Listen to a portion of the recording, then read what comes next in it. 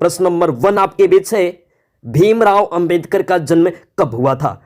इसका right answer होगा option number D, 14 अप्रैल 1891 ईस्वी को। चलिए नेक्स्ट प्रश्न को देखते हैं। नेक्स्ट प्रश्न आपके बीच क्या मिलता है? तो ये रहा आपका प्रश्न सेकंड नंबर, श्रम विभाजन जाति प्रथा के लेखक कौन है? राइट आंसर आपको मालूम है कि इसका राइट आंसर होगा ऑप्शन नंबर ए, भीमराव अंबेडकर। भीमराव अंबेडकर। ओके, चलिए बढ़ते हैं नेक्स्ट प्रश्न की ओर। देखते हैं प्रश्न नंबर 3 क्या मिलता है। तो आदर्श समाज स्वतंत्रता, समानता एवं भ्रातृत्व पर आधारित होता है, यह कथन किसने कहा था? तो यह कथन कहा था भीमराव अंबेडकर ने, ऑप्शन नंबर बी। चलिए नेक्स्ट प्रश्न देखते हैं आपका क्या होता है।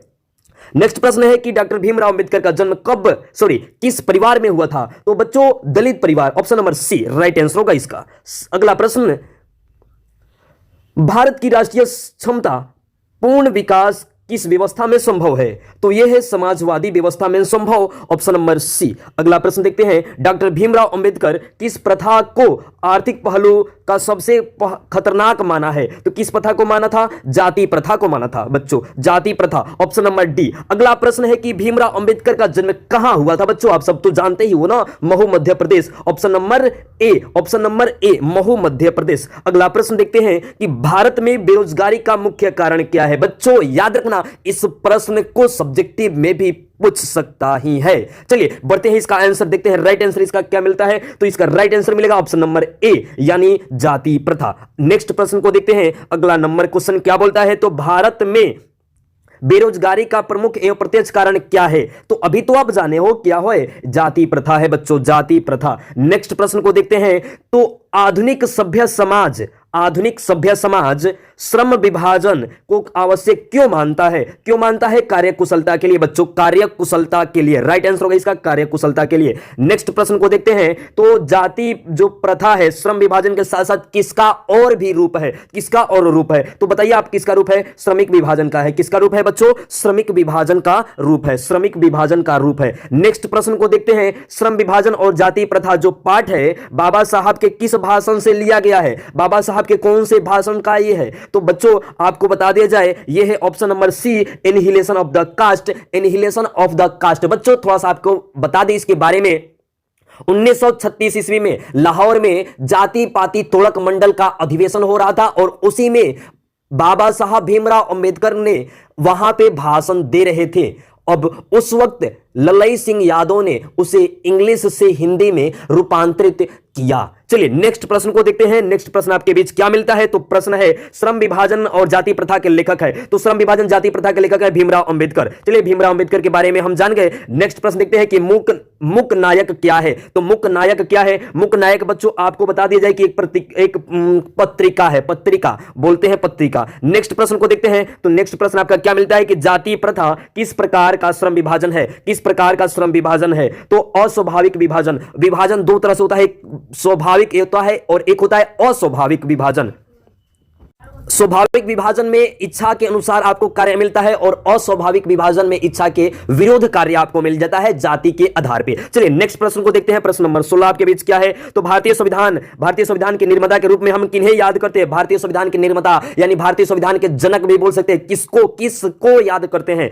एक बात आप याद रखिएगा, जिस दिन आप भारतीय संविधान को आप अच्छे तरह से समझ गए, अच्छे तरह से पढ़ लिए, उस दिन आप खुद बता दोगे कि आखिर उस वक्त जिस वक्त अच्छे लोगों को पढ़ने खाने का अच्छा से तौर तरीका नहीं मालूम था, आखिर इन व्यक्ति ने कैसे, इतने बड़े, इतने सोच रखने वाले व्यक्ति इतने देश के लिए इतना कार्य कर दिए। तो भारतीय संविधान के निर्माता हम किसे बोलते हैं? तो भीमराव अंबेडकर को बोलते हैं, डॉक्टर भीमराव अंबेडकर को। ऑप्शन नंबर बी होगा आंसर, राइट आंसर। चलिए नेक्स्ट प्रश्न देखते हैं। प्रश्न नंबर 17 आपके बीच क्या है? तो जाति प्रथा के अनुसार श्रम विभाजन का आधार क्या है? जाति प्रथा के अनुसार श्रम विभाजन का आधार क्या है? तो इसका आधार जानते हैं बच्चों क्या है? पैतृक पेशा, यानी माता पिता जो आपका काम करते आ रहे हैं उसी काम को आप भी कीजिए, आप श्रम विभाजन में आप चले जाइएगा। जिसको बोलते थे पहले के समय में बंधुआ मजदूर ही एक प्रकार से ये मान लीजिए तो आपका है।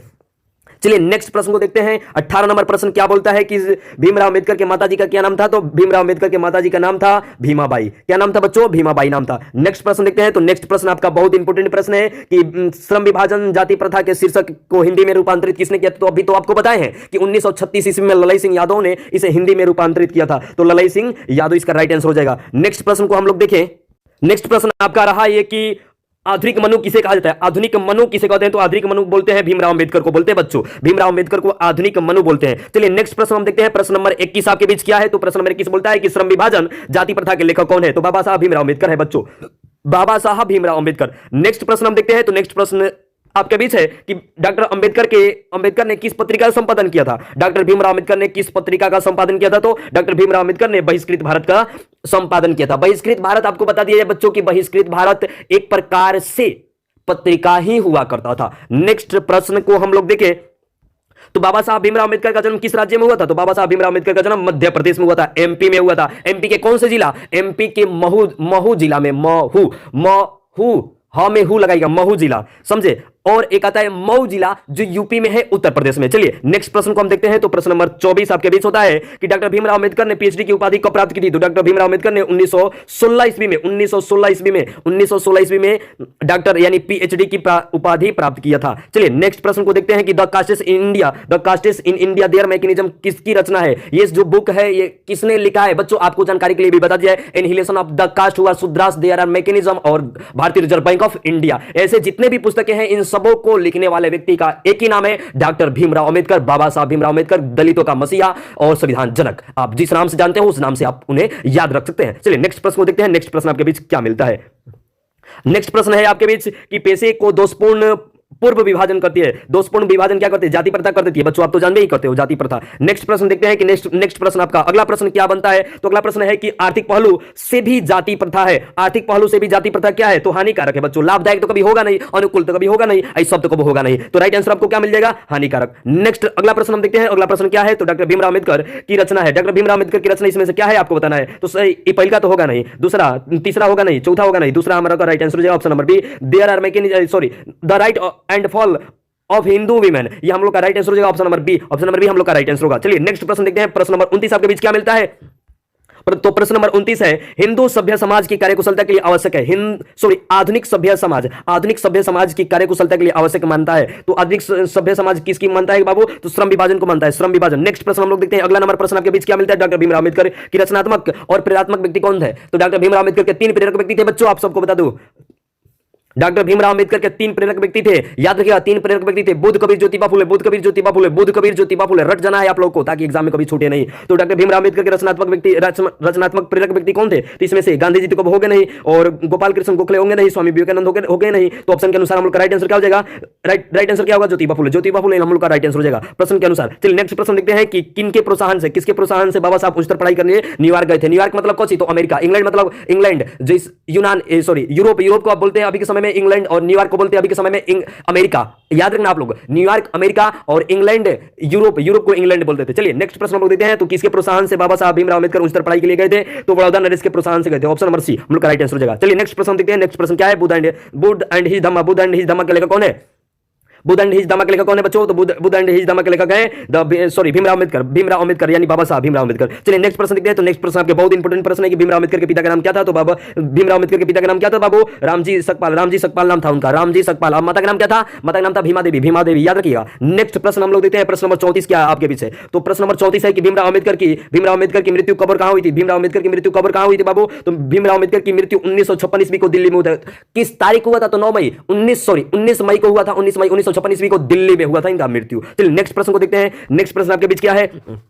तो अगला प्रश्न आपके बीच है कि जातिवाद के पोषकों द्वारा श्रम विभाजन का किसका दूसरा रूप माना गया? श्रम विभाजन को दूसरा रूप किसे माना जाता? जाति प्रथा को माना गया है कि जाति को बांटना, जाति के आधार पर कार्य को बांटना जातिवाद का सबसे और श्रम विभाजन का सबसे पहला यही पहलू है। चलिए नेक्स्ट प्रश्न अगला नंबर हम लोग क्वेश्चन देखते हैं, प्रश्न नंबर 36 आपके बीच क्या है? तो डॉक्टर भीमराव अंबेडकर की वाडंग हिंदी के खंडों में कितने प्रकाशित हो चुकी है? जो डॉक्टर भीमराव अंबेडकर लिखे कितने खंडों में प्रकाशित हुआ है? तो कितने खंडों में प्रकाशित हुआ है बाबू? 21 खंडों में प्रकाशित हुआ है। आप लोग याद रखिएगा, ये नहीं कि प्रश्न हम बता रहे हैं आपको, बना के भेज रहे हैं, लेकिन आप लोग कंप्लीट ही ना करें, याद ना करें, रट जाइए, रट्टू बताएंगे, रट जाइए ताकि एग्जाम अच्छा से निकल जाए। आप लोग को एग्जाम सबसे बेहतरीन नंबर से पास करना है। चलिए अगला नंबर 37 नंबर क्वेश्चन देखते हैं। 37 नंबर क्वेश्चन क्या बोलता है कि लेखक की दृष्टि से विडंबना की बात क्या है। लेखक की दृष्टि से विडंबना की बात क्या है। लेखक जो डॉक्टर भीमराव अंबेडकर है उनकी दृष्टि से विडंबना की बात क्या है। तो विडंबना की बात ये बोलते हैं कि जातिवाद में पोषकों की कोई कमी नहीं, जातिवाद में जो पोषक है उनकी कोई कमी है ही नहीं, वो इसमें कोई कसर नहीं छोड़ रहे हैं। चलिए नेक्स्ट प्रश्न हम लोग देखते हैं 38 नंबर क्वेश्चन। 38 नंबर क्वेश्चन है कि डॉक्टर भीमराव अंबेडकर की दृष्टि से भाईचारे का वास्तविक रूप कैसा होता है। भाईचारे की वास्तविक रूप कैसा होता है। तो भाईचारे की वास्तविक रूप आपको पहला पाठ में बताया गया कि दूध और पानी के मिश्रण के जैसे भाईचारे का संबंध होना चाहिए, यही लोकतंत्र का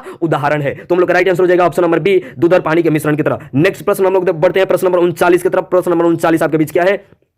भारत की जाति प्रथा की विशेषता है। भारत की जाति प्रथा की विशेषता क्या है। तो यह श्रमिकों की अस्वाभाविक विभाजन है। यह श्रमिकों की अस्वाभाविक विभाजन है बच्चों, यह श्रमिकों की अस्वाभाविक विभाजन है। नेक्स्ट प्रश्न को देखते हैं। तो लेखक की दृष्टि से आदर्श समाज कैसा होना चाहिए। तो लेखक की दृष्टि से आदर्श समाज कैसा होता है, जिसमें स्वतंत्रता हो, समानता हो, भ्रातृत्व हो, मतलब स्वतंत्रता भी हो, एक समान एक दूसरे को एक समान दृष्टि से देखा जाए, और भ्रातृत्व भाई का संबंध मतलब भाईचारे का संबंध हो, वही है सच्चा आदर्श और समाज। चलिए नेक्स्ट प्रश्न हम देखते हैं। तो ये रहा हमारा पार्ट 1 के टोटल ऑब्जेक्टिव प्रश्न। बढ़ते हैं पार्ट 2 की तरफ। तब तक आप लोग